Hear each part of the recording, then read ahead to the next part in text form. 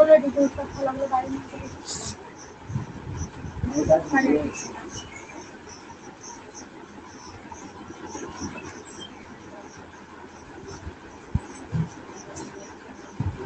I audible to all of you? Good morning.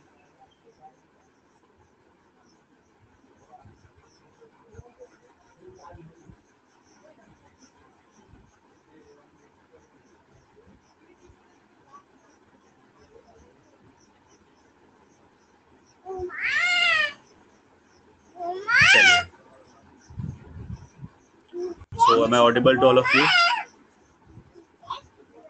Audible and visible? चलो ठीक है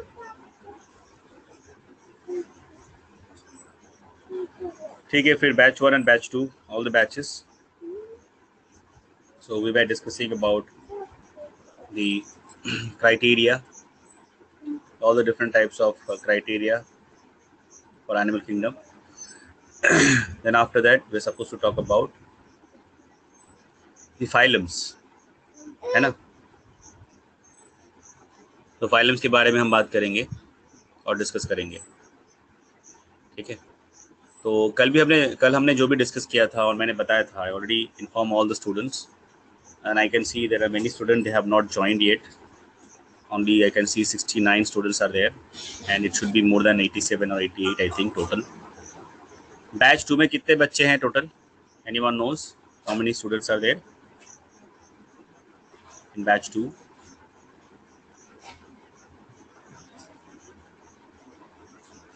Batch 2 में 56 है और batch 1 में कितना है? इसमें भी तो ऑलमोस्ट 56 57 है ना, 60 के आसपास है, अराउंड 60. तो टोटल तो ऑलमोस्ट 100 होना चाहिए, 100 स्टूडेंट आना चाहिए, but I can see only 84 85 students are coming. What about others? I don't know. So the syllabus for the test I have already discussed with you. I told you that till platyhelminthes you have the syllabus. ठीक है? So platyhelminthes तक आपका syllabus है. इसके पहले था Cnidarians. अभी सिर्फ 2 फाइलम मैंने बढ़ाया है, एक है Ctenophora, दूसरा है platyhelminthes. ठीक है? So your test will be till platyhelminthes, phylum platyhelminthes, वहीं तक आएगा, इससे ज़्यादा नहीं आएगा. तो अच्छे से उसको पढ़ लो, ठीक है? चलो. And batch 2 student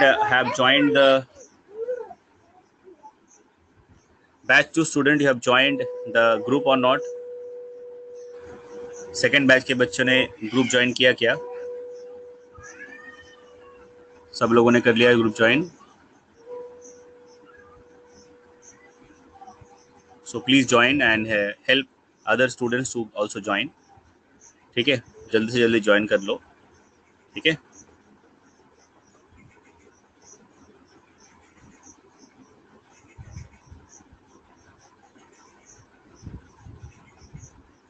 चलो. Now phylum Porifera is the next phylum. Next phylum जो हम डिस्कस करेंगे that is phylum the first phylum है. हमने कल क्राइटेरिया डिस्कस किया था, तो आज अब बात करेंगे फाइलम के बारे में. जैसे पोरीफेरा है, पहला फाइलम है. नाउ फर्स्ट फाइलम है पोरीफेरा, तो उसमें हम क्या बात करेंगे पोरीफेरा के बारे में? नाम मैंने कल भी बताया था, आपको दिखाया था. पोरीफेरा, इसका नाम पोरीफेरा क्यों है? Because it actually have lot of pores in their body. So the member of this phylum are actually commonly known as sponges. ये जो फाइलम है, इनमें जो भी एनिमल्स है उनको हम बेसिकली क्या कहते हैं? Sponges. And the study about the sponges are known as parazoology. ठीक है? Study about sponges is known as parazoology. तो John Ellis in 1765 he was the person who actually recognized this animal group for the first time. So animal which have porous body, or the animal which are actually having pores throughout their body, or those who are pore bearers are known as poriferans. ठीक है? उसको हम क्या कहते हैं? poriferans. Now they are, अगर हम इसका germ layer देखेंगे तो they are what? They are diploblastic. They are diploblastic.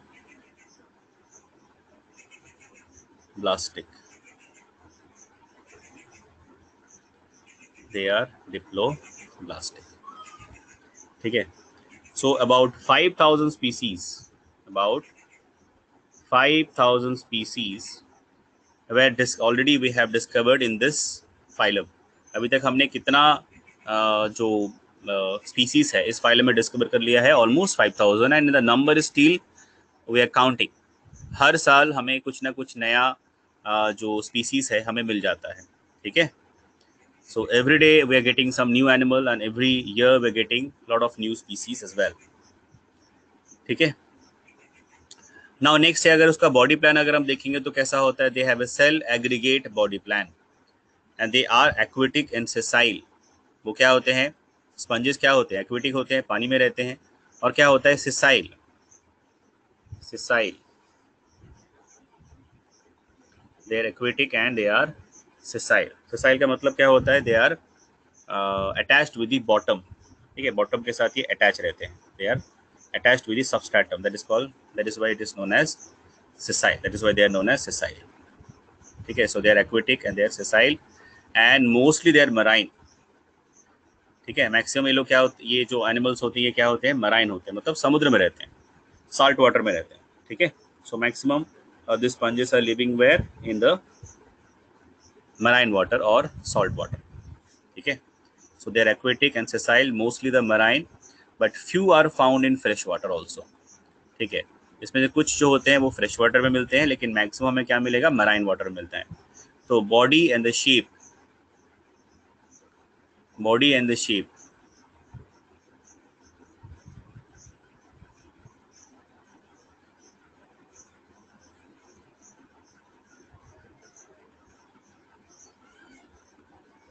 ठीक है. So they are aquatic, they are sessile and mostly marine, but few are found in fresh water also. कुछ जो fresh water में मिलते हैं. And the shape, the body of the sponge is actually basket shape. अगर इसका हम body देखेंगे तो वो कैसा दिखता है? मैं कल आपको वीडियो में दिखाया था, और बेसिकली ऐसा बास्केट शेप का होता है. ठीक है. फ्लावर बास्केट आप लोगों को देखा होगा, तो बास्केट शेप का होता है. इस तरह नीचे सबस्ट्रेटम होता है and here they are having the opening. This is called osculum through which their water current, sea water is coming through the body pores. इस तरह हमें पोर होता है उनके बॉडी में. ठीक है. इस तरह से बॉडी पोर्स होते हैं पोरीफेरेंस में, जिसको हम कहते हैं ostia, and they have a common path through which the water will go out. ठीक है. That is called osculum. और जो कैविटी है उनके बॉडी में उसको हम कहते हैं spongocoel, where the water is coming in, that is called spongocoel. ठीक है. So the body of the sponge is broken, sorry is a basket shape and they are attach to the substratum. तो इसका body जो होता है वो कैसा होता है? बास्केट शेप का होता है और ये सबस्ट्रेटम के साथ अटैच रहता है. ठीक है. चलो नेक्स्ट है, most of the sponges are arranged, or their bodies arranged in such a way that we cannot see that there is a symmetry. So basically the sponges, they are asymmetrical. sponges कैसा होता है? asymmetrical होता है. ठीक है. and they have the tiny pores in their body and those pores are known as ostia. Those are known as ostia. उनके pores, उनके body में जो पोर्स होते हैं उनको हम क्या कहते हैं? ऑस्टिया. ठीक है. क्या कहते हैं हम उनको? ऑस्टिया. ठीक है. Now the body of the sponge is actually having lot of pores. मतलब एक नहीं, ऐसे बहुत सारे पोर्स होते हैं, मल्टीपल पोर्स होते हैं, इसीलिए हम इनको कहते हैं पोरीफेरा. इसीलिए इनका नाम क्या हो गया है? पोरीफेरा. ठीक है. and the body cavity that is known as spongiocele and there is a common opening which is called the osculum. ये मैंने आपको पहले ही पढ़ा है. ठीक है.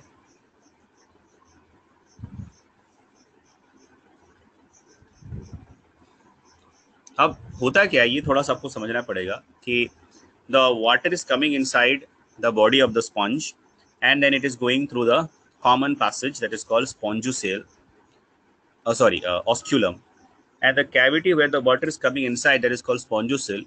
And this is the area. Now this is the area. ये जो एरिया यहाँ पे है, here the exchange is taking place.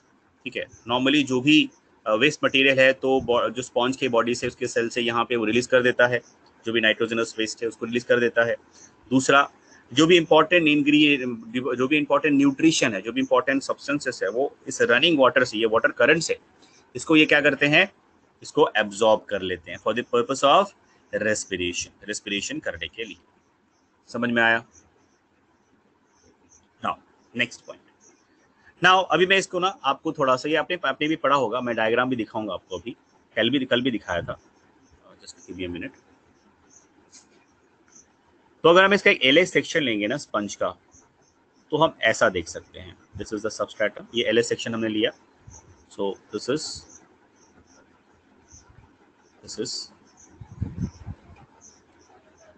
The स्पॉन्जोसेल,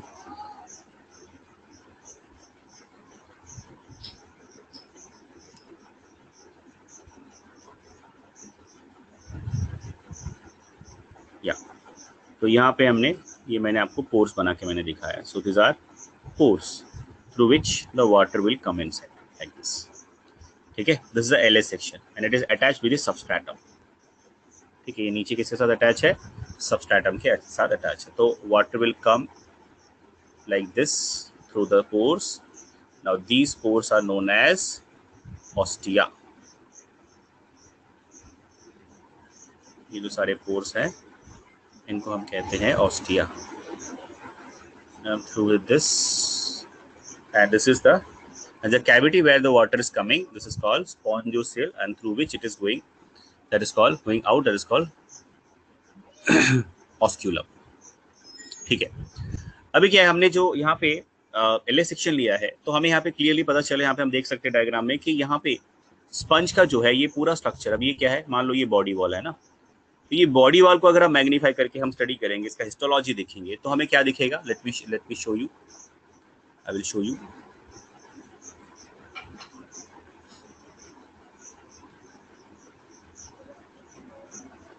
एक minute,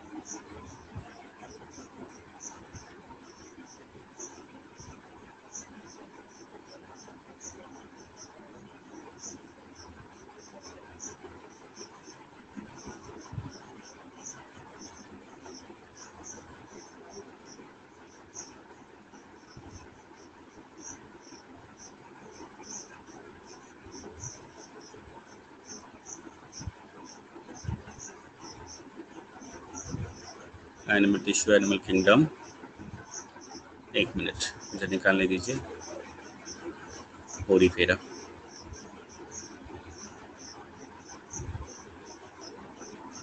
where is the diagram, yes, got it, fine, now we will see।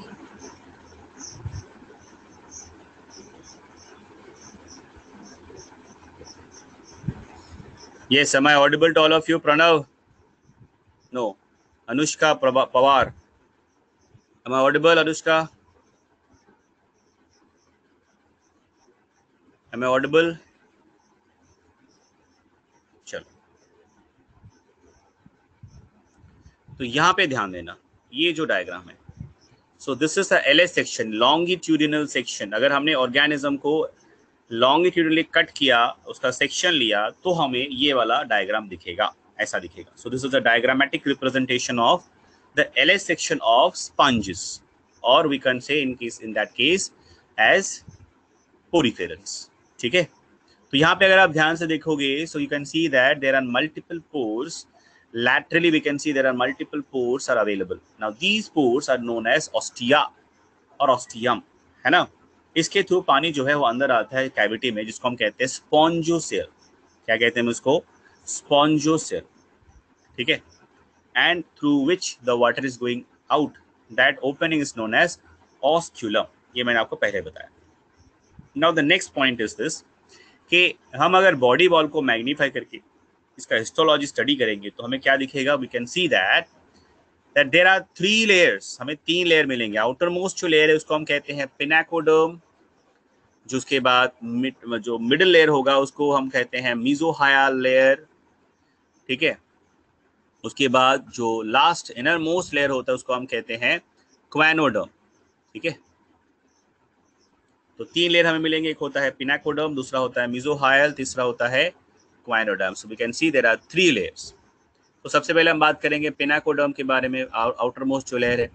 So pinacoderm it is the outer most layer and it is consist of flattened cells, जिसको हम कहते हैं पिनाकोसाइट। तो आप देख सकते हो यहाँ पे इस डायग्राम में जो फ्लैटेंड जो पिनाकोडर्म है, जो आउटर मोस्ट लेयर है बॉडी वॉल का स्पंजेस के केस में, if you see it very carefully you can see that the pinacoderm layer is made up of flattened cell। अगर ऊपर से नीचे की तरफ देखोगे आप, जहाँ पे पिनाकोडर्म लिखा हुआ है वहाँ पे देखो कंटिन्यूसली एक के बाद एक ऊपर की तरफ देखो, तो वहाँ पे आपको फ्लैटेंड सेल दिखेंगे। देखो ध्यान से, देखो 1 2 3 4 ऐसे बात कंटिन्यूसली सेल्स है। इस तरफ में भी, लेफ्ट साइड में भी, इसके वॉल में भी आपको ऐसे फ्लैटेंड, तो जहाँ पे भी आउटर मोस्ट लेयर है पिनाकोडर्म वहाँ पे आपको ये फ्लैटेंडेड सेल्स मिलते हैं। इसको हम कहते हैं पिनाकोसाइट्स। ये जो सेल का नाम क्या है? पिनाकोसाइट, ठीक है। सो दिस फ्लैटेंडेड पिनाकोसाइट भी हो सकता है और ओवल शेप का पिनाकोसाइट भी हो सकता है। ये 2 तरह के सेल मिलके क्या बनाता है? ये लेयर जो आउटर मोस्ट लेयर है उसको हम बोलते हैं पिनाकोडर्म, उसको बनाता है। नेक्स्ट है क्वानोडर्म। क्वानोडर्म कहाँ में है? इनर मोस्ट लेयर है, उसको बोलते हैं choanoderm. Now if you see very carefully we can see that it is the inner cellular layer और it is consist of specialised cells which are having flagella also and known as choanocytes और collar cell. अगर आप यहाँ पे देखोगे तो inner most side जो आपको दिखेगा, यहाँ पे आप देख सकते हो, यहाँ पे जो सेल्स है ये स्पेशलाइज सेल्स है, इसको हम बोलते हैं, इसमें फ्लैजेला भी होता है। मैं अब बना के आपको दिखाता हूँ। अगर हम इसको बनाएंगे डायग्रामेटिकली, इसको रिप्रेजेंट करेंगे तो ये कैसा दिखेगा। Let me show you. Yes, some of the page. Okay, तो ऐसा होता है स्ट्रक्चर इस तरह। सो दिस आर क्वाइनोसाइट, ऐसे फ्लैजेला भी होगा और उसका स्ट्रक्चर ऐसा होता है। सो जो इनर मोस्ट लेयर है आपका बॉडी वॉल में, तो उसका स्ट्रक्चर कैसा होता है, उस पर क्या रहता है, हमें क्या मिलेगा? Choanocyte cells. Which cells will find choanocyte cell? Those are actually specialise, highly specialise cells, ठीक है। उसको हम क्या बोलेंगे? क्वानोसाइट्स। यहाँ पे आप देख सकते हो। सो इनर मोस्ट जो लेयर है it is made up of क्वानोसाइट्स, और जिसको इसका दूसरा नाम क्या है? कोलार सेल, ठीक है। नेक्स्ट है मीजोहायल लेयर। जो मिडिल लेयर है उसमें हम देखेंगे कि मीजेनकाइम, जो मीजोहायल लेयर है वो मिडिल में होता है। इट्स अ जिलेटिनस लेयर, ठीक है। So it is a non cellular layer present between the pinacoderm and the choanoderm. तो पिनाकोडर्म और क्वानोडर्म लेयर के बीच में जो लेयर होता है which is a non cellular layer, that is known as mesohyl layer, ठीक है। So the area between these two membranes, it is filled with what? It is filled with gelatinous material which is known as mesoglea। अब ये दोनों layer के बीच में जो मीजोहायल layer होता है, इसमें क्या रहता है? एक जिलेटिनस लेयर रहता है जिसको हम बोलते हैं मीजोग्लिया। तो मिडिल लेयर किससे फील्ड है?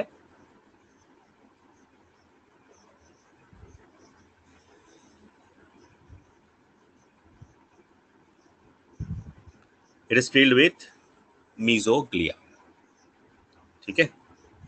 Now the mesoglea it is made up of what? It is composition क्या है मीजोग्लिया का? It is made up of water and collagen fibres. किससे बना होता है ये? Water and collagen fibers। It's made up of what? Water and collagen fibers, ठीक है। So it is made up of what? It is made up of water and collagen fibers। Clear है यहाँ तक? क्लियर है ना?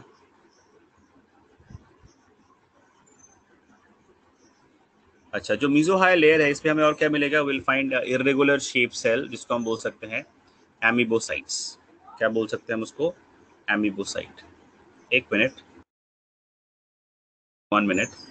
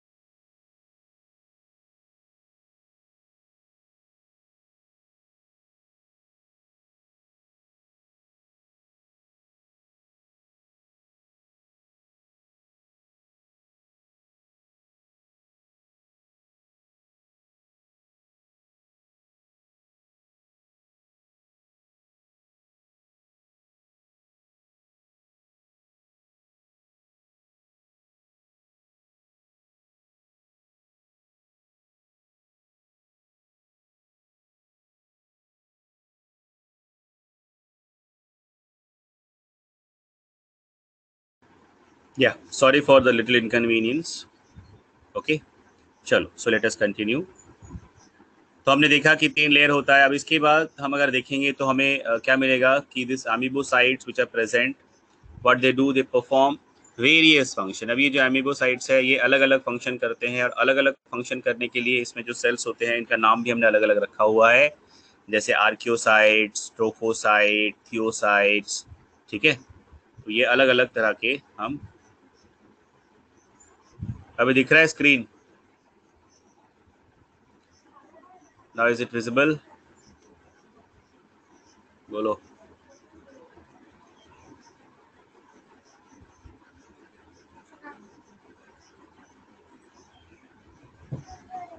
Is it visible? Am I audible and visible? Clear है? चलो,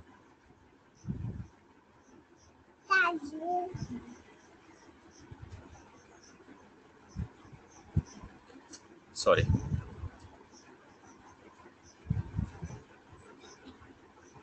ठीक है, तो ये सब हमने डिस्कस किया था. मैंने आपको बताया था कि on the basis of the function of the amoebocyte which is present in the middle layer can be categorised and can be classified in some other different types of the cells. It depends on the function of this amoebocytes. ठीक है, तो मैंने आपको पढ़ाया था, बताया था, notes पे भी दिया था. I hope you know that. ठीक है, चलो, इसके अलावा हमें क्या मिलेगा? So what we can see inside in the body wall, especially in the middle layer, we can find there are spicules are there. Spicules are what? These are the endoskeleton present in case of the sponges, which is providing the framework and which is providing the structure of this animal. ठीक है, तो spicules क्या है? दो तरह का हो सकता है, या तो सिलिशियस हो सकता है या तो कैल्केरियस हो सकता है. मतलब कैल्केरियस मतलब कॉम्पोजिशन जो है उसमें वेरिएशन हो सकता है. इट कैन बी सिलिशियस और इट कैन बी कैल्केरियस, है ना.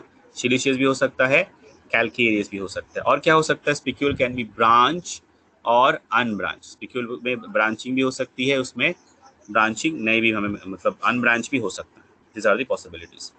अच्छा, अभी ये जो ऑस्टिया है, ऑस्टिया जो ostia means this are the pores what we can see. So these are actually working as a canal. Now the canals are also can be of different types in case of sponges. तो जो canal system है ये भी अलग अलग तरह का हो सकता है, जैसे कि ascon type, sycon type, leucon type. ठीक है ना, मैंने आपको सब ये बताया था. ठीक है,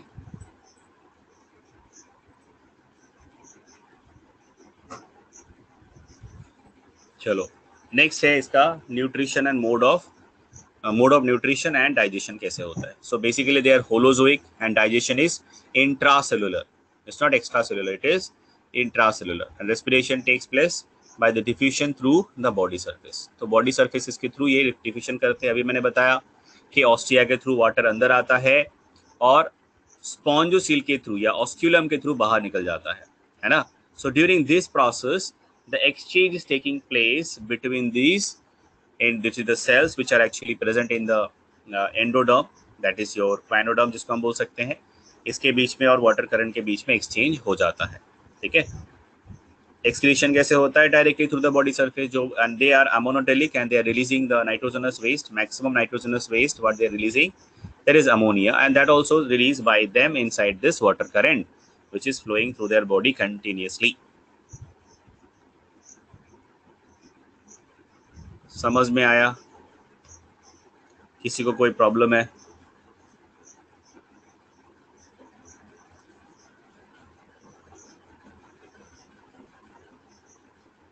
समझ में आया?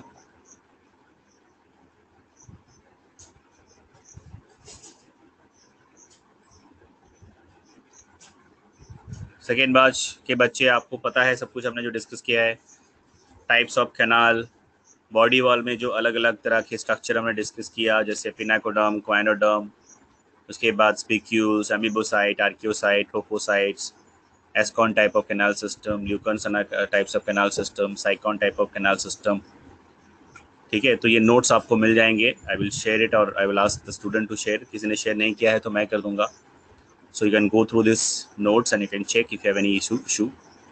ठीक है, तो अभी तक हमने जो भी डिस्कस किया, I am asking to all the student including batch 1 and batch 2 किसी को कोई डाउट है, किसी को कोई अगर प्रॉब्लम है तो प्लीज बताओ मुझे।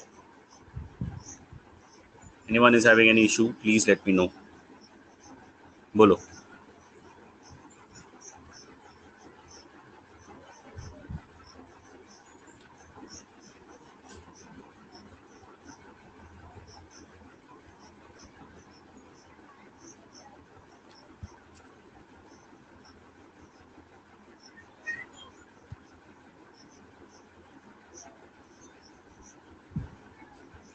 Body wall and asconoid canal system, ठीक है।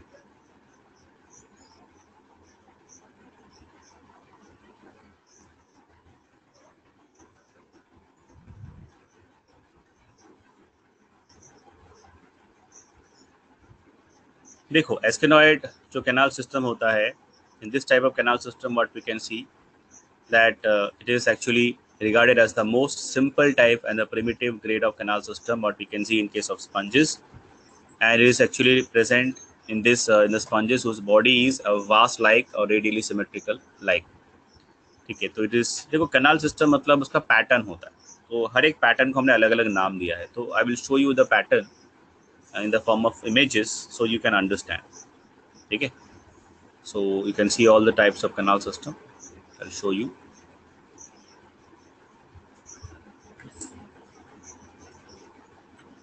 Just give me a minute. Yeah. Okay, let me share the screen.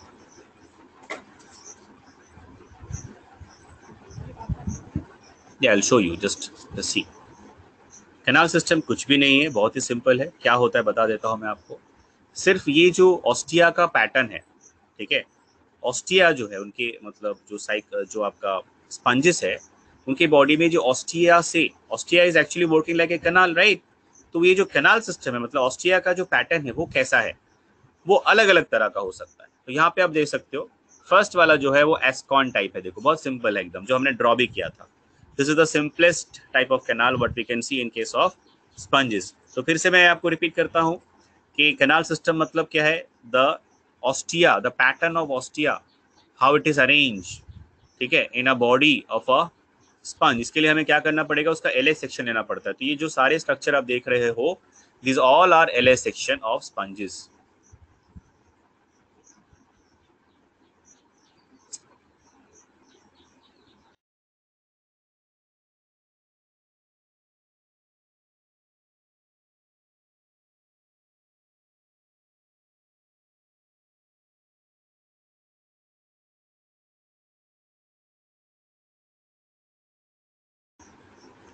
ठीक है। So this is Ascon type, first one. Second one is your Sycon type. Then we have the Leucon type. ठीक है। Then we have the other type also. उसको हमें detail में जाना नहीं, बस ये ल्यूकॉन टाइप जो हमने देखा है थर्ड वाला उतना ही आपको पढ़ना है, ये बाकी जो 3 पैटर्न देखना नहीं है, ठीक है। बस ये थर्ड वाला देखो और कुछ नहीं, इतना हमें जानना है, इससे ज़्यादा हमें नहीं जानना है। सो 3 तरह के कैनाल सिस्टम हमें दिखते हैं किसमें, स्पंजेस में। नाउ किसी ने पूछा है जय Kumar sir, basement membrane in pinacoderm and choanoderm is absent. What does it mean exactly? Basement membrane in pinacoderm and choanoderm is absent. देखो मैं समझाता हूँ, अभी आप लोगों ने अभी एनिमल टिश्यू पढ़ा नहीं है ना, तो इसीलिए आपको इसका आइडिया नहीं है। So let me tell you. Jay Kumar ने अच्छा सवाल, ये that is a good question Jay Kumar, it's a good question, ये पता होना चाहिए आपको। देखो नॉर्मली क्या होता है किसी भी एनिमल के बॉडी में ना, मान लो टिश्यू होता है, आपने इतना तो पढ़ा होगा कि टिश्यू एपिथेलियल टिश्यू, ठीक है, सिंपल स्क्वैमस टिश्यू, इतना तो पढ़ा होगा कि टिश्यू होता है। तो मान लो कि हमारे स्किन की, हमारा जो टिश्यू किसी एनिमल के ऊपर ऐसा बॉडी में किसी कहीं पे टिश्यू है, ठीक है। मान लो यहाँ पे हमारे स्किन की हम बात करें तो स्किन में क्या होता है, skin is having, everyone is able to hear my voice और नॉट?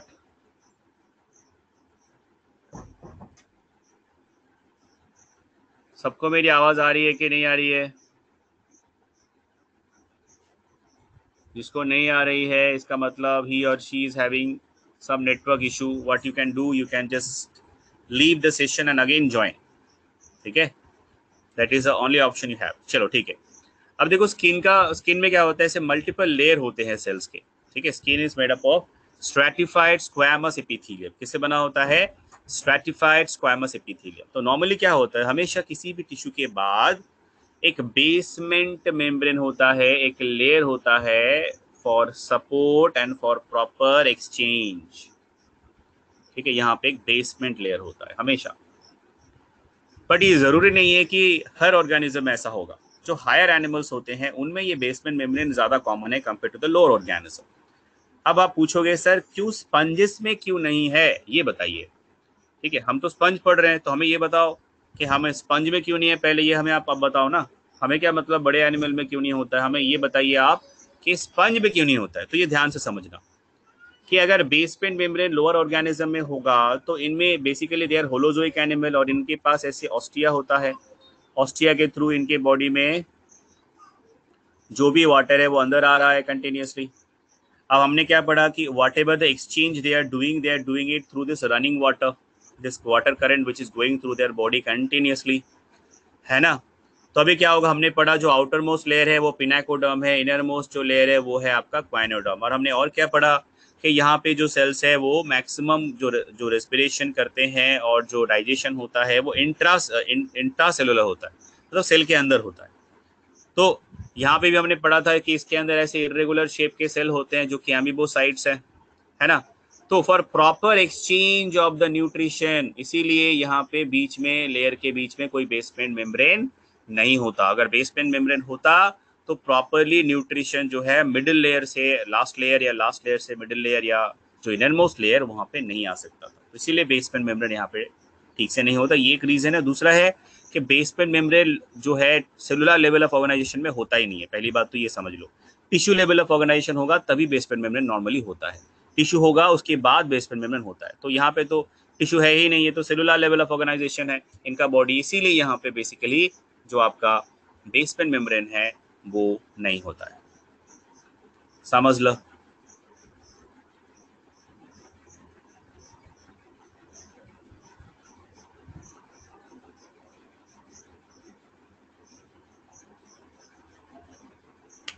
सबको समझ में आया?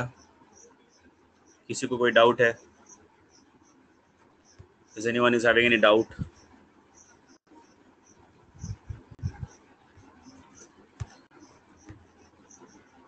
अच्छा, सारे बच्चों के पास नोट्स है क्या आपके अभी एनिमल किंगडम के, जहाँ तक एटलीस्ट जहाँ तक एग्जाम में आएंगे उसका प्लैटीहेल्मिंथस तक का मिनिमम नोट्स है सबके पास?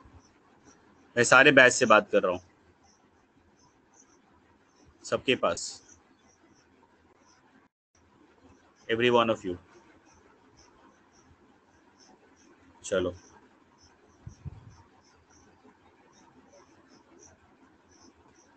चलो, वेरी गुड, सबके पास है तो बहुत अच्छी बात है। नेक्स्ट है रिप्रोडक्शन। क्षितिजा, मैंने बोला कि एटलीस्ट आपको मैंने आपका जो टेस्ट होने वाला है मेगा टेस्ट, वहाँ तक आने वाला है आपका प्लैटीहेल्मिंथस, तो वहाँ तक तो मिनिमम होना चाहिए ना मेगा टेस्ट देने के लिए, वहाँ तक है कि नहीं वो मैंने पूछा है।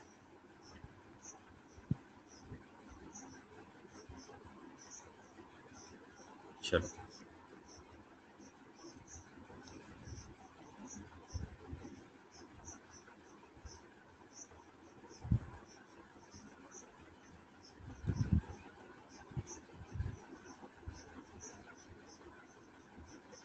चलो ठीक है। अभी रिप्रोडक्शन कैसे होता है इनके केस में?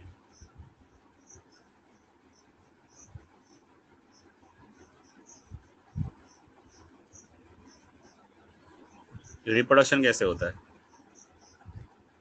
सेक्सुअल एंड एसेक्सुअल, ठीक है, दो तरह से हो सकता है। एक होता है एसेक्सुअल,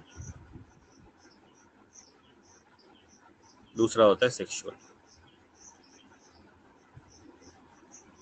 अब एसेक्सुअल जो रिप्रोडक्शन होगा, in case of the asexual reproduction we can see it is happening और it is actually done by budding. Budding होता है, दो तरह का बडिंग होता है, एक होता है एक्सोजीनस बडिंग, दूसरा होता है endogenous budding. Sir exogenous budding और एंडोजीनस बडिंग में क्या डिफरेंस है? सिंपल डिफरेंस है कि मान लो कि ये एनिमल है और नॉर्मली बडिंग होता है ऐसे बाहर एक्सटर्नली होता है, तो यहाँ पे क्या होगा, जो बडिंग होगा वो अंदर में होगा, then it will come out, that is what is called, it is endogenous budding. So in case of exogenous budding, the bud form outside the body. In case of endogenous budding, the bud form inside the body, and that is known as gemmules.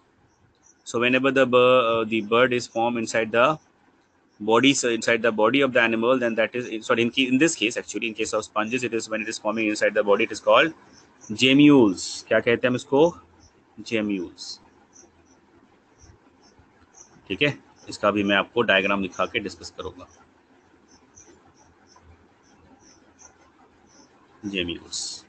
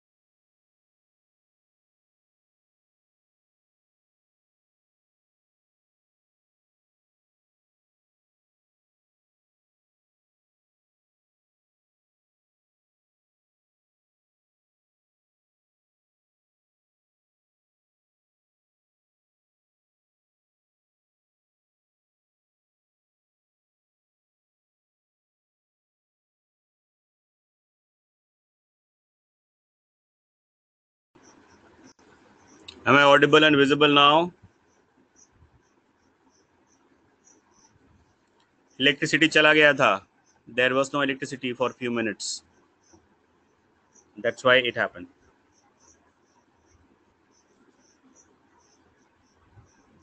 ठीक है, चलो. तो अभी हम बात कर रहे थे कि रिप्रोडक्शन कैसे होता है स्पंजेस में. तो स्पंजेस में अगर हम देखेंगे तो रिप्रोडक्शन होता कैसे है. It is basically done by asexually and sexually both the ways. तो अगर हम एसेक्सुअली देखेंगे, एक मिनट.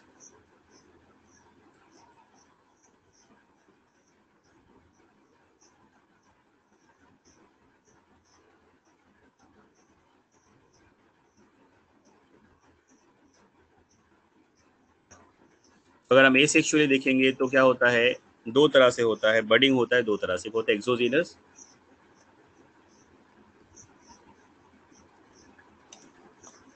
दूसरा होता है एंडोजीनस। एक्सोजीनस मतलब बर्ड जो है एक्सटर्नली बॉडी के एक्सटर्नली बनेगा और डिटैच हो जाएगा। एंडोजीनस मतलब जो बर्ड है वो अंदर बनता है इंडिविजुअल एनिमल के, and then it will get release. ठीक है, उसको हम कहते हैं जेम्यूल्स। क्या कहते हैं उसको? जेम्यूल्स। यहाँ पे आप देख सकते हो जेम्यूल का डायग्राम भी बना हुआ है, can see here the diagram which is given, that is of gemmule. तो उसका स्ट्रक्चर कैसा होता है? You can see that outermost there is a layer, then innermost there is a layer, and inside there is a chamber where there are a lot of cells which are actually arranged compactly. बहुत ही ज़्यादा compactly arranged होता है, और उसके बीच में जो जगह है, it is actually covered or it is filled with a gelatinous layer, and where we can find the spicules are there, spicules which is providing the framework to the structure. It's a ball like structure. जेब्यूल्स क्या होता है, कैसा होता है? एक ball like structure होता है, centre में मिडिल में हमें क्या मिलेगा? We can find there are a lot of arcuocyte cells which are compactly arranged, and it is having an opening which is known as micropyle. क्या होता है इसमें? एक ओपनिंग होता है जिसको हम कहते हैं माइक्रोपाइलर ओपनिंग और micropylar. Now this will float. अभी होगा क्या इसके साथ, ये भी आपको जानना चाहिए। What will happen? It will come out and it will float, and it will travel according to the water current, and it will get settle, and when it will get a proper substratum, तो जहाँ पे इसको substratum मिलेगा वहाँ पे जाके settle होगा। लेकिन सेटल कैसे होता है ये भी हमें समझना है। It will attach at the micropylar end, micropylar end की तरफ ये अटैच होगा सबस्ट्रेटम के साथ। Then what will happen? The archaeocytes will come out and they will form the individual sponge. उसके बाद स्पंज को ये बनाएगा। ठीक है, दिस इज हाउ जो जेम्यूल्स का, जेम्यूल से रिप्रोडक्शन होता है। ठीक है, नेक्स्ट है सेक्सुअल रिप्रोडक्शन। तो उसका भी यहाँ पे हमारे पास टेबल है, उससे पढ़ सकते हैं हम।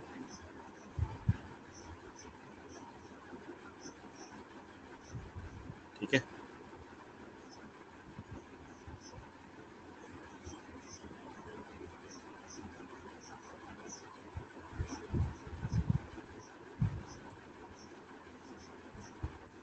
या so you can see here in this table a chart, not table actually, this is a chart.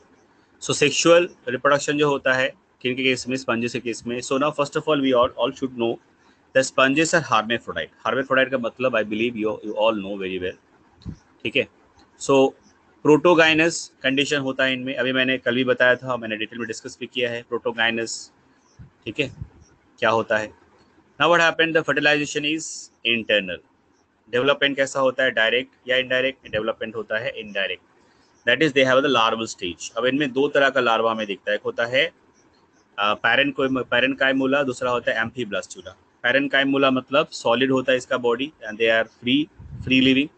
एम्फीब्लास्टुला मतलब they have a hollow structure, they are also free floating, they have half of the body is flagellated। तो मैं आपको अभी थोड़ा दिखाऊंगा पैरेनकाइमोला और एम्फीब्लास्टुला को, ताकि आपको कोई डाउट ना हो। Just give me a minute, I will show you.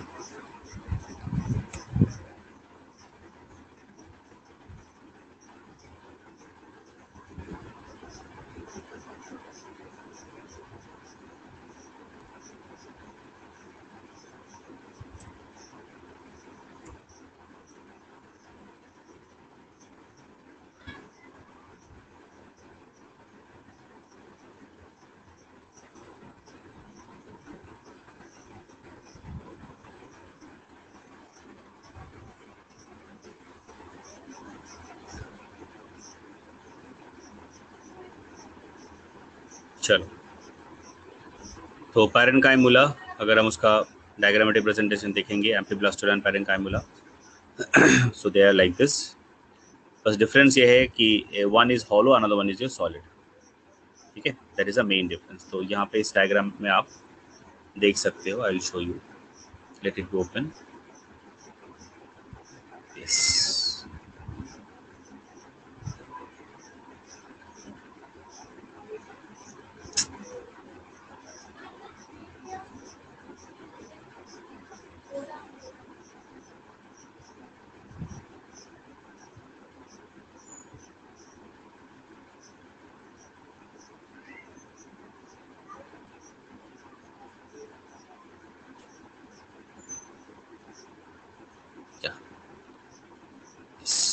I got it.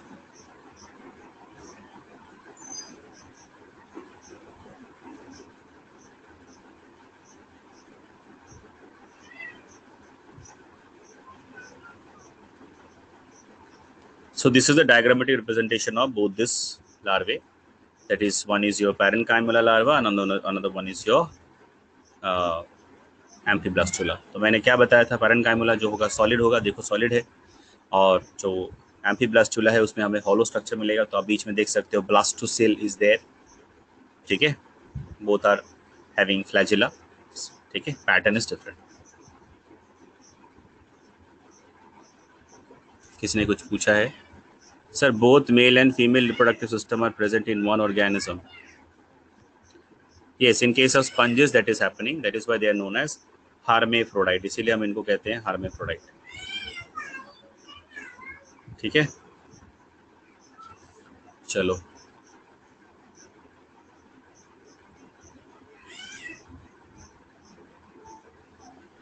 Clear है. नेक्स्ट है क्लासिफिकेशन. तो what we do, we have classified the sponges in 3 groups on the basis of the endoskeleton. Endoskeleton के basis में हमने इनको on the basis of endoskeleton we have divided the sponges into 3 different classes. क्या क्या है? पहला है कैल्केरी. पहला क्लास क्या है? कैल्केरी. देन हेक्साटिनिलिडाe. हेक्साटिनिलिडा और टिनिलिडाe. नेक्स्ट है डेस्मोस्पोंजिया. डेस्मोस्पोंजिया.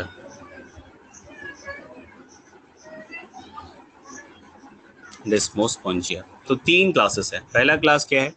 On the basis of endoskeleton में डिवाइड किया, तो ऑब्वियसली इसमें जो एंडोस्केलेटन होगा वो डिफरेंट होगा.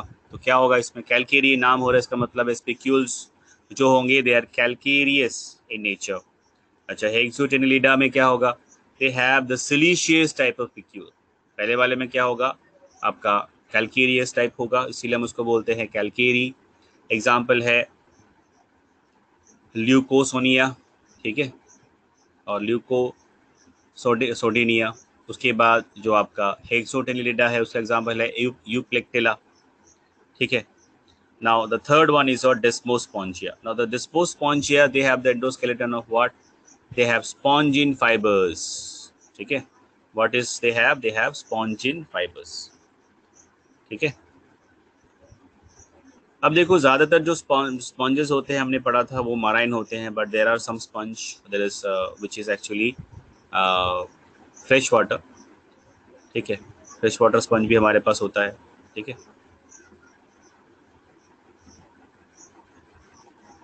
जैसे स्पॉन्जिला है. ठीक है, इसके बाद कुछ स्पंजेस को हमने देखा था, डिस्कस किया था, जैसे यूप्लेक्टिला है. उसके बाद स्पॉन्जिया ऑफिसिनालिस है. So the Spongia officinalis is also considered as a bath, is also called as bath sponge. It is used for bathing के लिए यूज होता है, जो स्पंज यूज करते हैं. यूप्लेक्टिला जापान में इसको यूज करते हैं लोग. इसका एक्सोस्केलेटन क्या करते हैं? शादी में as a symbol of unity present करते हैं. ठीक है. So this is all about the phylum Porifera. Any doubt?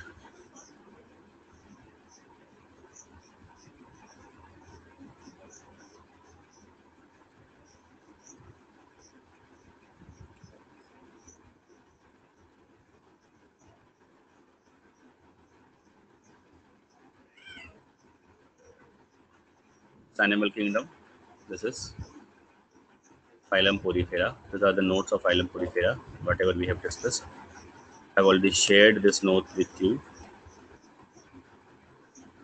This is a classification. Next is phylum Cnidaria. ठीक है, तो नोट से ही डिस्कस करेंगे तो अच्छा रहेगा, जल्दी भी होगा, आपको इजी भी होगा. यहीं से डिस्कस कर लेते हैं, मैंने पढ़ाया भी था. सो फाइलम Cnidaria जिसको हम कहते हैं Coelenterata, it was who was a scientist, Hastek, in 1889. He used the term Nidaria for the first time, and he recognized this group of animal, and he kept this group of animal in a single phylum, in a common phylum, that is your Nidarians. उसमें almost 9,000 species हमने अभी तक study कर लिया है, ठीक है. So Nidarians are mostly what, they are marine except Hydra. Hydra जो है वो marine नहीं होता, बाकी जो है सब marine होते हैं. They are diploblastic, they are acoelomate, they show radial symmetry, है ना.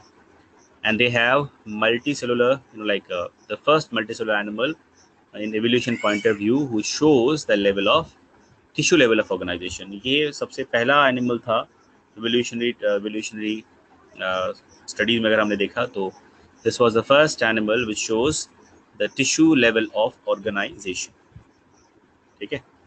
So Nidarians are diploblastic animals basically. Nidarians क्या होते हैं? They are diploblastic animals and they are holozoic, and many of them are like carnivores. Digestion is intracellular, मतलब cell के अंदर ही होता है. जैसे हमने देखा था कि स्पंजेस में क्या होता है कि ऑस्ट्रिया के थ्रू पानी आता है, बट यहाँ पे ऐसा नहीं है. यहाँ पे आप देखोगे हाइड्रा का एग्जांपल अगर हम लेंगे तो from a single opening the water is coming also, and from that single opening the water is going away. But here the condition is almost same. Here the water current flow is continuous, so that the cells which are present in the innermost layer, there is a gastrodermis or gastrovascular cavity. They are absorbing all the nutrient from this running water or this running water current, and also releasing the waste material or the nitrogenous waste inside this water. तो यहाँ पे respiration कैसे होता है इनके case में? So they are respiration is done through their body surface, and they are amonotelic. And body wall is what? Body wall is having two layer. एक होता है epidermis, दूसरा होता है gastrodermis. And between these two layer again we have a gelatinous layer-like structure that is called mesoglia. And then the epidermis, it consists of the following two types or following types. एक होता है आपका epitheliomuscular cell, दूसरा होता है nidoblast cells, ठीक है. तीसरा होता है interstitial cells, and fourth is nerve cell, fifth is sensory cells. So epidermis consists of different types of cells. इसमें से सबसे important जो सेल है जो कि कैरेक्टरिस्टिक फीचर है निडेरिया का, वो है nidoblast cells. जो nidoblast cells होते हैं, they are actually responsible, and because of that this is actually the common characteristic feature in all the nidarians. सारे nidarians में हमें ये nidoblast cells पक्का मिलेगा. So that is a characteristic feature of nidarians, and that is why the name of the phylum is also Nidarian. So Nidarian जो है इसका नाम कैसे पड़ा? इसका नाम पड़ा because of the presence of nidoblast cells और nematocyst इसको हम कहते हैं. तो उसे कुछ डायग्राम्स है वो भी देखेंगे हम. Yes, this is the diagram. This is a diagrammatic representation. अगर हम देखेंगे टेंटेकल्स, अगर किसी भी निडेरियंस का टेंटेकल्स को अगर हम मैग्नीफाई करेंगे तो हमें दिखेगा क्या? What we can see that there is a specialized modified cell is present which is called nidoblast cells. उसमें होता क्या है कि उसके अंदर एक sting होता है, ठीक है, and it is actually basically the cell is covered with a cap, and inside that cover the sting is attached with a long thread-like structure. So whenever the animal is getting excited, this cap will open and the needle-like structure or the sting will come out, and it will poke inside the body of the targeted animal, and it is having toxins, and it will release a toxin through this sting. तो जैसे jellyfish है या बहुत सारे दूसरे जो आपके cnidarians है, नॉर्मली ये क्या करते हैं ना, it will actually attack the animal way from whom they are getting actually having some threats, ठीक है. तो थ्रेड्स अगर उनको लगेगा तो वो क्या करेंगे, वो अटैक कर देंगे. वो क्या करेंगे, अपना उसमें उनके जो टेंटेकल्स में जो बहुत सारे thousands, hundreds जो निमेटोसिस्ट है या जो स्टिंग सेल्स को हम बोलते हैं स्टिंगिंग सेल्स और स्टिंग सेल, तो वो क्या हो जाएगा, एक्साइटेड हो जाएगा और it will sting the animal, ठीक है. अब इस प्रोसेस में क्या होता है ना, ये स्टिंग जो है वो लॉस हो जाता है, निकल जाता है, चला जाता है, तो उस पर कोई प्रॉब्लम नहीं है. Again the sting will this sting will grow and it will again restored, ठीक है. उसके बाद फिर से ये रेडी हो जाएगा कुछ दिनों के बाद to actually poke or sting someone. अच्छा, कुछ there are some कुछ जो आपके निडेरियंस होते हैं ना, they are actually very toxic. पढ़ाऊंगा मैं अभी आगे. So some Nidarians are actually really have poisonous, and it can cause lot of difficulty in many of the uh, patients sometime, and many of the people, because of the sting they got paralysis, they got heart attack, people died because of this. Okay, so it depends like which type of species, and actually which type of species of the Nidarians is attacking that particular incident in a particular incident. ठीक है. जैसे jellyfish होते हैं तो देखना, अगर आप sea beaches में जाओगे, बहुत सारे सी बीचेस होते हैं दुनिया में है जहाँ पे आपको लिखा रहेगा कि be aware of poisonous jellyfish. ठीक है. तो जो पॉइजनस जेलीफिश होता है उस पे जो, क्योंकि सारे वो भी तो निडेरियंस हैं, उनके पास भी नेमेटोसिस्ट है, तो उनके पास न्यूरोटॉक्सिन्स भी होते हैं. They have what, they have neurotoxins as well, which is very dangerous. ठीक है.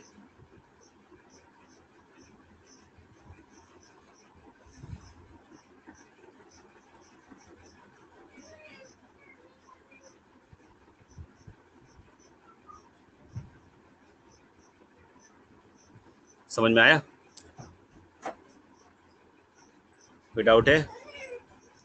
मैं आपको एग्जांपल भी देता हूँ. मैं एक, there is one example, one cnidarian whose name is Physalia. Physalia जिसको हम कहते हैं पोर्तुगीज मैन ऑफ वॉर. ये फाइसेलिया का जो टॉक्सिन होता है, इसका जो जहर होता है, इसका जो पॉइजन होता है, it is equivalent to cobra toxin. तो इससे आप समझ सकते हो कि कितना डेंजरस हो सकता है.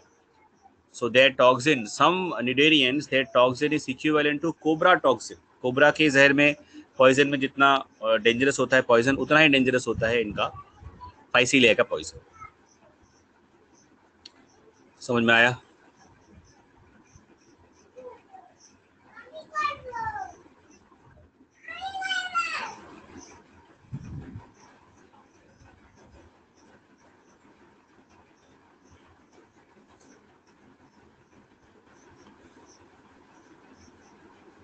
तो अगर हम इनके बॉडी वॉल का मतलब अगर if you study the histology of this animal, then what we can see, we can find that there is a body wall which is consists of some layers. So basically there are two layers. One is your epidermis, another one is your gastrodermis, and in between there is a middle layer which is called the gelatinous layer, or which is a gelatinous layer which is known as mesoglia. Okay. So epidermis consists of what? It is consists of the like some special type of cells. कुछ अलग अलग तरह के cells इसमें होते हैं, जैसे epitheliomuscular cell, then nidoblast cell, then interstitial cell, nerve cell, sensory cell. उसमें से सबसे important और सबसे important क्यों है ये nidoblast cell? Because it's a characteristic feature of nidarians. ठीक है, समझ में आया ना? Now in gastrodermis, what we can see, there are some other different types of cells are there, like nutritive, muscular or digestive cells, gland cells, interstitial cells, nerve cells, sensory cells, etc. ठीक है. तो यहाँ पे आप देख सकते हो कि मैंने यहाँ पे डायग्राम बना के भी थोड़ा सा दिखाया है कि निडोब्लास्ट सेल का अरेंजमेंट कैसा होता है, किस तरह से स्टिंग जो है वो सेल के अंदर रहता है protected. Whenever the organism is getting excited, then only this sting will come out from the cnidoblast cell. ठीक है, and it will attack the animal. ठीक है. नाउ रिप्रोडक्शन कैसे होता है इनके केस में? There are two ways. One is your asexual, another one is your sexual reproduction. Asexual reproduction मतलब they are exogenous budding is the example. Sexual reproduction matlab direct development, that is example is hydra.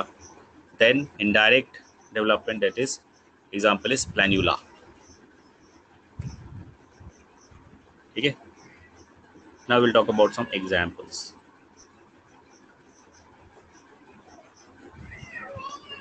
बोलिए, अभी तक हमने जो भी discuss किया, you have any issue? Anyone?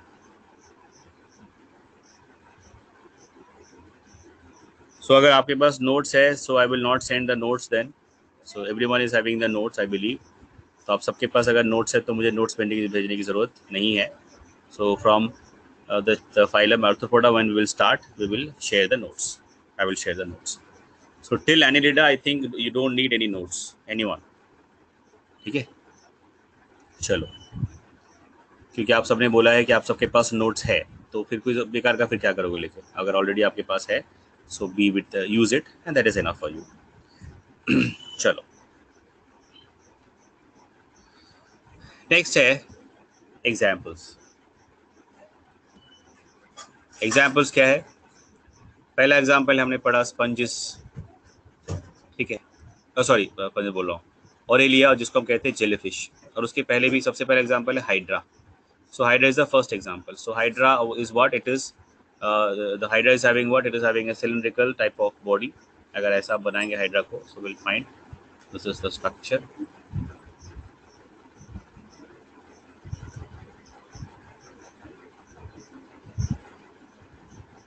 And it is having tentacles like this, है ना? Now hydra is a cylindrical hydra. It is having a cylindrical body and they are sessile. ये भी क्या होते हैं? Sessile होते हैं. They are present in a proper substratum and which is not, they are not movable. ये move नहीं कर सकते, ये प्रॉपर एक जगह पे हमेशा स्टैग्नेंट पोजीशन में रहते हैं. So they have cylindrical body and they are sessile and they are normally remain attached with the substratum. अब देखो हाइड्रा सेसाइल तो होता है और नॉर्मली वो सबस्ट्रेटम के साथ अटैच भी होता है, ऐसा लेकिन ज़रूरी नहीं है कि हाइड्रा हमेशा ही अटैच रहेगा किसके साथ? सबस्ट्रेटम के साथ. If it is require, if it is necessary, it can migrate also. ये हम पढ़ेंगे आगे जाके लोकोमोशन में, इन लोकोमोशन एंड मूवमेंट में पढ़ेंगे कि hydra can also do locomotion, but how they are doing it will discuss later. ठीक है. Now they normally remain attached with the substratum with the basal part and their body, ठीक है, and their body and the mouth is slightly on the lower side. इनका जो mouth होता है ये थोड़ा सा नीचे की तरफ होता है. मतलब यहाँ पे अगर ये स्ट्रक्चर है तो their mouth will be located towards little bit in the downward side. ठीक है, थोड़ा सा नीचे की तरफ होता है. ठीक है, चलो अब देखो, इसीलिए इसको हम क्या कहते हैं? Because the mouth is slightly in a lower position, that is why the structure which is present, that mouth we can call it as hypostome. क्योंकि ये माउथ जो पार्ट होता है वो थोड़ा सा लोअर पोजीशन में होता है हाइड्रा में, that is why it is known as hypostome. So क्या कहते हैं हम? Hypostome. हाइपोस्टोम्स.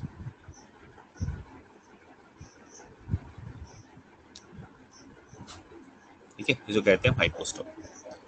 Now the tentacles are also what? They are arising, the tentacles are arising and which have sting cells. अब जो tentacles है उसमें हमें क्या मिलेंगे? उसमें हमें जो sting cells है, या हम जिसको निडोब्लास्ट सेल्स बोलते हैं या नेमेटोसिस्ट बोलते हैं, वो हमें हाइड्रा में टेंटेकल से मिलेंगे. और ये सारे जो जितने भी आपके निडेरियंस है ये सब में कॉमन है, सब में ये हमें मिलेगा.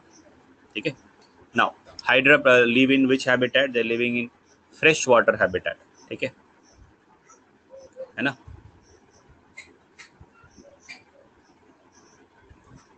चलो, now they are carnivores and holozoic and intra and extracellular digestion both can be seen in case of hydra. And in case of reproduction, they can do the reproduction by asexual and sexual means. बस difference क्या होगा in case of the sexual reproduction? अच्छा, एक चीज़ और है यहाँ पे कि they can also be bisexual और hermaphrodite. ये hermaphrodite भी हो सकते हैं. ठीक है, they can be hermaphrodite as well. Now in case of both, in case of hydra can be both bisexual and hermaphrodite. ठीक है. अब होता क्या है कि मान लो कि अगर ये हाइड्रा का बॉडी है सपोज, तो सेक्सुअल रिप्रोडक्शन में क्या होगा कि जो टेस्टिस होगा वो ट्रायंगुलर शेप का होगा और ओवरी जो होगा वो होगा आपका सर्कुलर शेप का, ओवल शेप का या बॉल शेप का होता है. That is a basic difference in case of sexual reproduction. ठीक है. नेक्स्ट है जेलीफिश, जिसको हम कहते हैं Aurelia. Jellyfish is the next example. Jellyfish and Aurelia.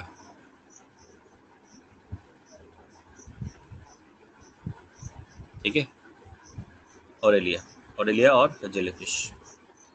तो जेलीफिश क्या होता है? It is a it is a Medusa form of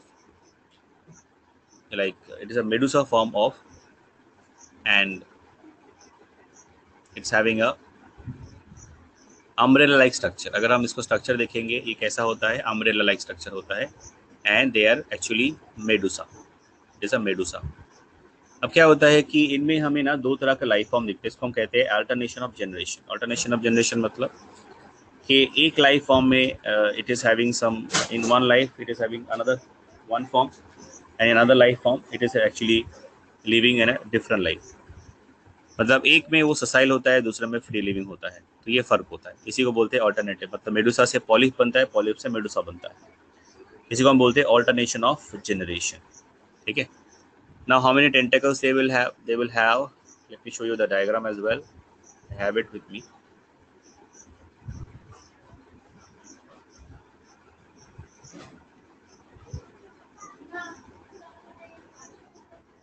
Yeah, this is the diagram. They have total 4 arms. There are total 4 oral arms. इसको हम क्या कहते हैं? Oral arms कहते हैं. क्यों कहते हैं? Because ये आर्म जो है बिल्कुल माउथ के चारों तरफ होता है. It is surrounding the mouth. ठीक है. सो माउथ के बिल्कुल सराउंडिंग में ये होता है, इसीलिए इसको हम कहते हैं oral arm. So there are how many oral arms? There are 4 oral arms. ठीक है. Now the tentacles are present all around the peripheral part and have stinging cell as well. अब ये जो टेंटेकल्स हमें दिख रहे हैं इसमें क्या होगा? इसमें स्टिंगिंग सेल्स, या जिसको हम निमेटोसिस्ट या जिसको हम न्यूरोब्लास्ट सेल्स भी कहते हैं, वो हमें इनके टेंटेकल्स में मिलेगा. ठीक है. नाउ नेक्स्ट इंपॉर्टेंट चीज़ क्या है? अगर आप देखेंगे किसी भी जेलीफिश को, I don't know how many of you have seen jellyfish in real life, maybe have seen in the Animal Planet और in Discovery Channel. How many of you have seen medusa और jellyfish in your real life? कितने लोगों ने real life में देखा है? देखा है ना? How many of you? I believe many of you have not seen, few of you have scene I think. लेकिन एनिमल प्लैनेट पे तो देखा होगा, या डिस्कवरी में तो देखा होगा, वीडियो में तो देखा होगा, राइट? वीडियो में भी नहीं देखा है ऐसा तो नहीं होगा, वीडियो में तो पक्का देखा होगा. ठीक है. चलो, तो होता क्या है कि जो बॉडी होता है जेलीफिश का, वो बहुत ट्रांसपेरेंट होता है, बिल्कुल ग्लास लाइक होता है. उनके बॉडी के अंदर का स्ट्रक्चर हमें दिखता है. अच्छा, अगर हम बात करेंगे कि मूवमेंट कैसे करता है, how do they locomote, how do the jellyfish locomote, कैसे लोकोमोट करता है, तो basically there is a process called hydro propulsion. अब हाइड्रो propulsion क्या है? It is a process by which these jellyfish they are moving. Now what is this process, what is this method? देखो, hydro propulsion का मतलब होता है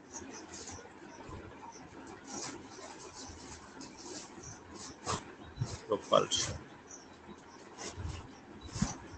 होता क्या है कि this jellyfish they actually absorb the water inside their body, and they are using the water, and that they're actually using that water, and they're releasing the water with a little force, and they're using that force for their locomotion. So that is why it is called hydro propulsion.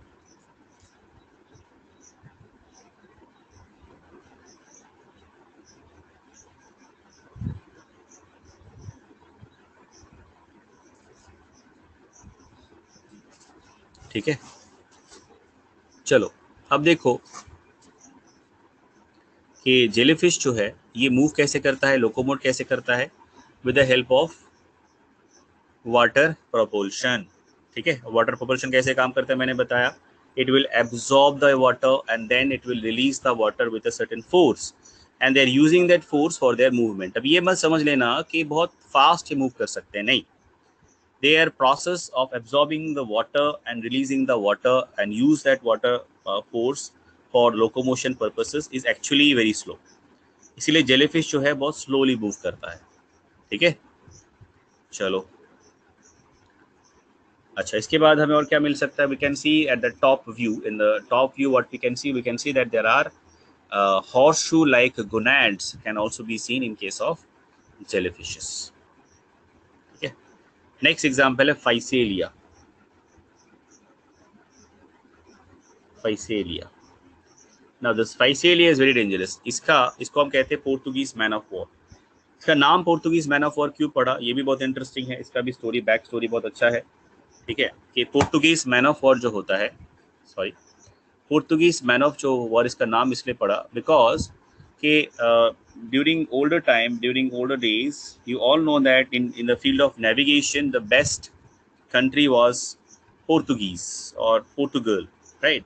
So they were the best. So that's why during the warfare, naval warfare, they are so good in their navigation. So suddenly they will appear in front of the enemy, and suddenly they have the ability to disappear. So enemy will not able to understand that when they came and when they went. Okay, so the same way this animal is also suddenly it appears and suddenly disappears. That's why इसको हमने क्या नाम दिया है, Portuguese man of war. ठीक है, तो इसका एक डायग्राम निकालते हैं, उसको देख के हम पढ़ेंगे. Physalia, Portuguese man of war. तो ये आप देख सकते हो, यहाँ पे काफी सारे फोटोग्राफ्स हैं. Let me just show you.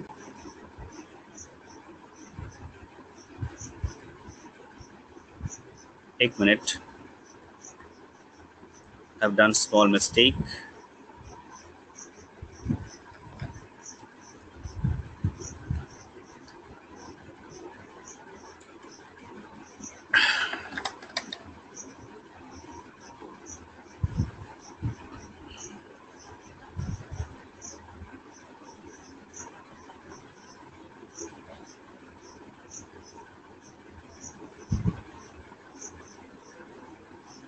I think Impertus is hanging. It's got hanged. I'm not able to share my screen. No, I cannot. I'm not able to share.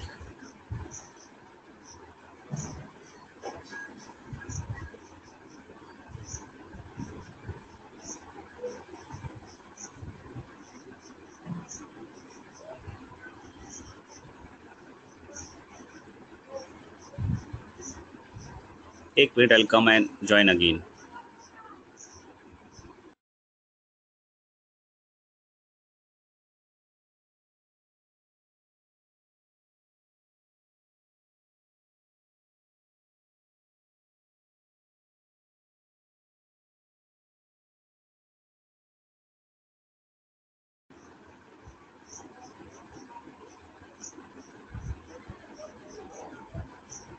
Yeah. Now it is working.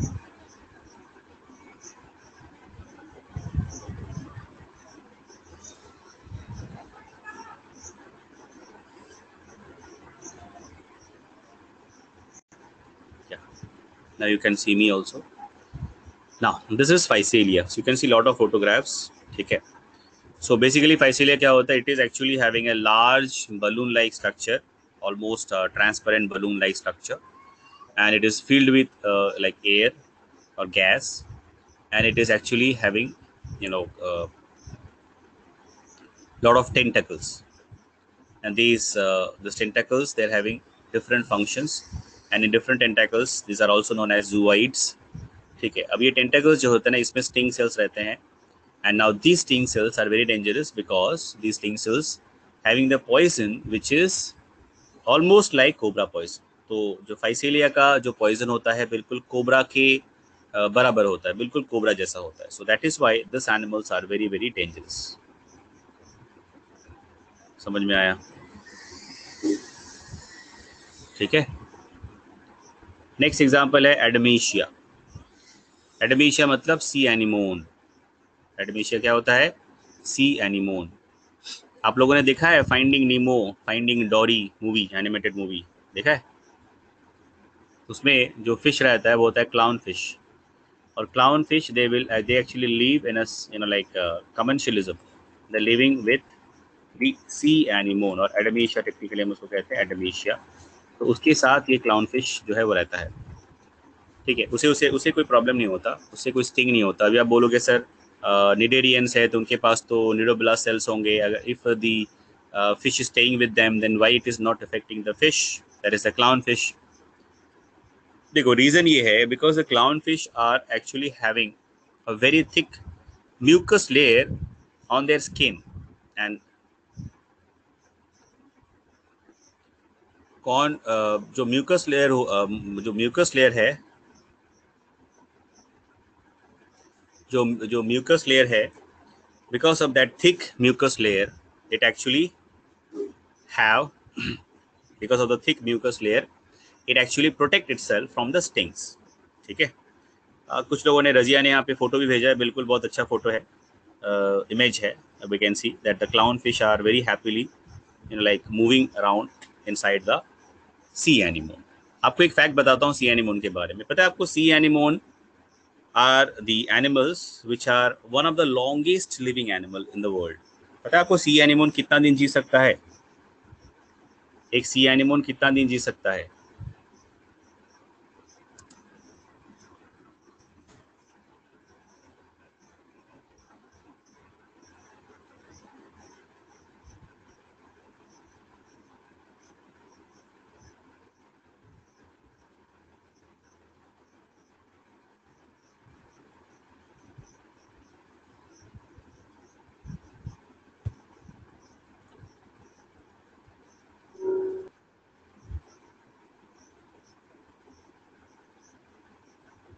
It varies, different species are there. 100 year से लेके 300 year तक जी सकते हैं sea anemone. Depend करता है कौन सा species है. सारे स्पीसीज ने, ऐसा मत सोचो कि सारे स्पीसीज जी लेंगे. नॉर्मली एवरेज में ये 80-90 ईयर्स, 60-70 ईयर्स, 80 ईयर्स तो जीते हैं नॉर्मली. एनिमल कितना सा है, बिल्कुल कितना छोटा सा, it is just look like a brainless tree. एक वैसा ऐसा लगता है पेड़ जैसा है, उसके तो टेंटेकल्स जिससे ऐसा लगता है कि कुछ एक प्लांट जैसा है, बट दे आर एनिमल्स. ठीक है. और इसका एक बहुत इम्पोर्टेंस है रिसर्च में, एवोल्यूशनरी स्टडीज में, because the nervous system, we actually try to study the nervous system of the sea anemone to understand the evolution of the nervous system as a whole. ठीक है. So that is very interesting. ठीक है. Next example है ओवेलिया. ठीक है. ओवेलिया मतलब it's a पॉलिफ, like किसको बोलते हैं, ओवेलिया जो है पॉलिफ बोलते हैं. It's a plant like structure, दिखेगा हमें प्लांट जैसा. And there are some polyp which are actually having exoskeleton. अगर पॉलिप अपने चारों तरफ एक्सोस्केलेटन बना लेता है, उसको हम कहते हैं coral. And if there are lot of coral like this, a lot of polyps, and they do the same thing, then we call it as a coral reef. जैसे coral reef आपने सुना होगा, there are different varieties of the coral reefs are there, like atoll, fringing type, barrier type. जैसे आपने सुना होगा Australia में है the Great Barrier. It is one of the like biggest or largest coral reefs in the world. ठीक है. चलो यही तक डिस्कस करते हैं आज. कल हम निडेरियंस एंड प्लाटीहेलमिंथस डिस्कस कर लेंगे, तो आपका जो चैप्टर है मेगा टेस्ट है उसका रिवीजन भी हो जाएगा. उसके बाद हम नेक्स्ट वीक से कोशिश करेंगे कि एनिलिडा को डिस्कस करके आर्थ्रोपोडा स्टार्ट कर दें. प्लाटीहेलमिंथस, आसेलमिंथस थोड़ा जल्दी कर लेंगे. ठीक है. मैं नोट्स भेज दूंगा, एक बार थोड़ा सा रेक्टिफाई कर लेना बाकी सारे बच्चे जो नए आए हैं. सो आप लोग थोड़ा देख लेना, उसको टैली कर लेना, जो भी पॉइंट्स आपके मिस है उसको आप अपडेट कर लेना. तो जब मैं डिस्कस करूंगा तो आपको समझने में कोई दिक्कत नहीं आएगी. Okay. So today whatever we have discussed, is it clear to everyone? Is it clear to everyone? सबको आया समझ में? क्लियर है सबको? कोई प्रॉब्लम है किसी को? अगर किसी को कोई प्रॉब्लम है, सर एक्चुअली आर्थ्रोपोडा का क्लासिफिकेशन चल रहा था. कौन से बैच में? हमारे बैच में, मतलब पहले वाले बैच में. साक्षी, हाँ ठीक है, हम आर्थ्रोपोडा क्लासिफिकेशन से करेंगे अगले. ठीक है. See, if it is necessary, I will take some few extra classes for batch 2 students so that they can get accommodated easily. But from next week we will continue our syllabus. ठीक है. थोड़ा सा मैं background ये करके आपका थोड़ा brush-up करके हम स्टार्ट कर देंगे. हमारा जो आर्थ्रोपोडा चल रहा था हम उसको कंटिन्यू करेंगे. ठीक है. अगर ऐसे भी हम पढ़ते हैं तो कोई प्रॉब्लम नहीं, थोड़ा सा रिवाइज कर लेते हैं, क्या दिक्कत है. we'll do some small revision, that's not a big deal. ठीक है. चलो, okay then, time up. Take care, be safe, stay at home.